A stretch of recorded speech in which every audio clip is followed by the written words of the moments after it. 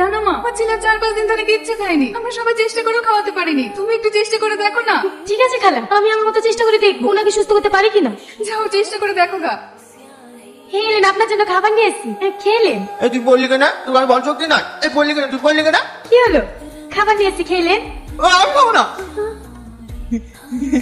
তুমি আসছো? এই জানোয়ার, ছেড়ে আমাকে।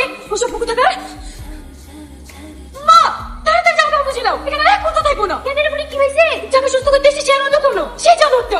তুই কার কথা বলছিস? দেখতে পাচ্ছ না মা, এই মেয়েটা পিছন পিছন ঘুরে এদের বাথরুমে ছাদে উঠে বসে থাকে। কে জানোয়ার তো? তুই এখান থেকে এসে খুব ভুল করেছি। ও আগে যেমন তাই করেছে, ও তুই এখন অসুস্থ। যা মা যা, তুই ওকে সুস্থ করে তোল, আল্লাহ তোকে অনেক ভালোবাসবে। মা, ওকে দেখলে আমার ঘৃণা লাগে, ওর কাছে আমি আর অভিনয় করতে যাবো না। আমি তো মনে কথা সব বুঝতে পারছি, তুই কি করবো বল? ওরা থাকা খাওয়া ব্যবস্থা সব করে দিছে। আমরা যদি এখান থেকে চলে যাই তাহলে আমরা এখন কোথায় যাবো বল? ঠিক আছে মা, আর যদি আমাকে তাহলে নয় জানার কাছে অভিনয় করতে থাকি, তাহলে জীবনেও যাতুক না।